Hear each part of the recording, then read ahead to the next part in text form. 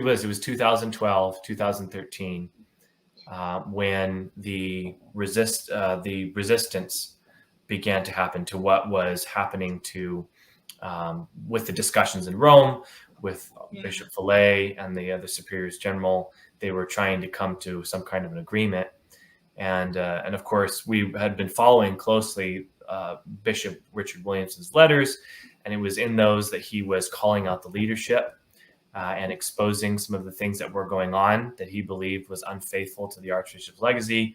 And so we saw the whole fallout, the open letter written by the three bishops to Bishop Fillet telling him that he was going too far, and then the letter that Bishop Fillet sent back to them chiding those three bishops for overreacting. And it was just this, it was the biggest battle in the Society of St. Pius X since the legal battles with the Nine in the 1980s. And there were a lot of priests, including the Dominican community that I was a part of from 2011 to 2012. They decided to side with Bishop Williamson and the resistance as well. There were other religious communities that decided to part ways with the Society of St. Pius X and align themselves with the resistance as well. So it was a significant breach, and we had to decide, okay, well, who are we going to side with? And I was listening to both sides, and I came to the conclusion that the resistance were definitely the ones, according to the writings of Archbishop Marcel Lefebvre, the majority of them, because there was a time when he held a soft line position, which were the ones that were being appealed to by Bishop Fillet and Father Schmidberger and others, such as his letter to Pope John Paul II after he became Pope, as well as the 1988 Accord, which he signed, in which he accepted all of the Second Vatican Council, interpreted in light of tradition, as well as the complete validity of the new rite of Mass. But that was for very brief, times that he actually held that view. The majority of the time are those views which he espoused during the council in his opposition to a lot of the documents, as well as his writings, such as I Accuse the Council and They Have Uncrowned Him, in which he, rejects and says that the Second Vatican Council is not of God, right? Wow. And so I said, okay, well, the Archbishop was definitely hardline most of his life, and that's definitely the position that he held up to his death, since he died not in good graces with Rome, excommunicated, which of course is considered a badge of honor, because we want to, we don't want to have communion with what is called the false church or the conciliar church.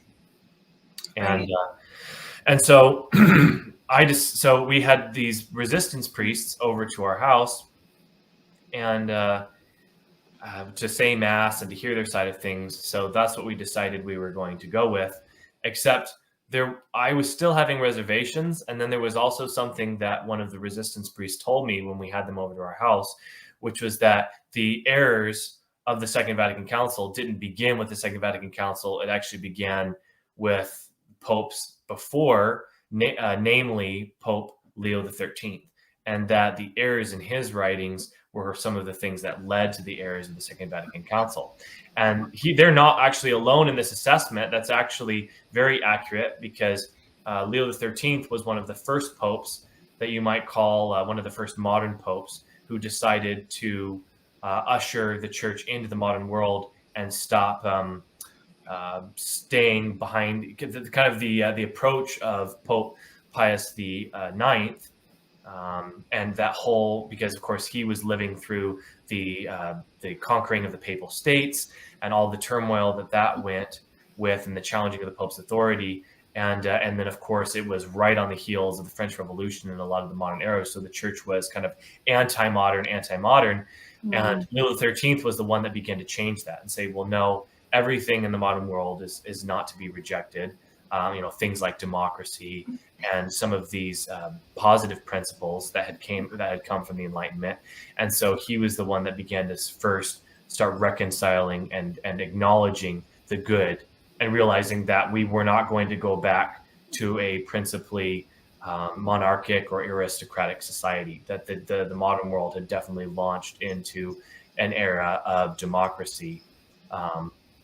So it was some of his teachings that they reject, and at least some of these hardline resistance priests. And I thought, well, if we're supposed to pick and choose these popes, how can I trust any pope? Yeah. How do I know that there aren't also errors in there as well? And so it was at this time that I definitely more seriously considered Sedevacantism, because my mother was introducing me to some of these prominent Sedevacantists, namely Jerry Matitix, very, very brilliant man. And there are also other brilliant men such as John Daly and John Lane, Father Chicada, and others who were part of this movement that were making a lot more sense and seemed a lot more consistent to me than what I was hearing from society priests, either resistance or mainline. And so I started delving a little bit more into that. But the chief problem I began to encounter with the Sedevacantist position, which I was never able to reconcile, even delving into the these different Sedevacantist theories, was the problem of the visibility of the church and the perpetuation of the hierarchy, and how you were ever going to have a functional papacy ever again. And it was pointed out to me that the Sedevacantist error is actually very similar to that of conciliarism, which was the idea that a council could depose a pope. And this error especially originated around the time of the Great Schism, and that's why it's called conciliarism, because it means the emphasis was on the council. And it was at that time that the council decided to depose the true pope and the anti-pope and elect its own pope. And that was what created the situation of having supposedly three popes. Yeah. That idea that the council can be above a pope has been condemned and is not consistent with Catholic theology. But in practice, that's exactly what Sedevacantism is that the church at large can recognize that a pope has lost their office, either through heresy or negligence or whatever it happens to be, and then can start over again. Yeah. And it just creates a environment of chaos. Oof. And so, of course, this problem of the lack of functionality of the papacy, the loss of its active value or its active powers, is a serious philosophical problem with the theory, as well as the problem of visibility, which Jerry Matitix has admitted is a serious problem that Sedevacantism as a theory applied to today can't get around. So I said, okay, so there's truth on the Sedevacantist side, there's truth on the recognize and resist side, or the SSPX side. Both of them have a slice of the pie. That means that neither of them have the answer. Neither of them have the fullness. And thankfully, he introduced me, Jerry Matitix introduced me to St. Francis de Sales. And in the first part of that, he talks about mission, and that the clergy, in order to have the authority of the church, the magisterial authority, have to have either mission given to them directly by God, the proof of which is extraordinary miracles, or they have to have mission delegated to them from one that has received immediate mission. An example that Francis de Sales gives in the Old Testament is the delegation of power from Moses, who had immediate mission, to Joshua, who then had immediate mission. And then in the church, of course, all the successors of the apostles and the bishops have immediate mission passed down to them from the apostolic fathers and from the apostles. And I realized the only place where you can find clergy who have this mission, as it's delineated by Francis de Sales, who's firmly in line with the tradition of the church on this. You can find his teaching echoed in multiple other places, is the Catholic Church, what I had believed was the modernist conciliar church. So I realized that, well, Sedevacantism was a dead end, and the SSPX and other recognized resist groups were a dead end. So that means that if I was going to continue to be a Catholic and not become Orthodox, or or just leave the faith entirely, Right. I would have to reconsider some of my firmly held beliefs that had been passed down to me on the evils of the modern church.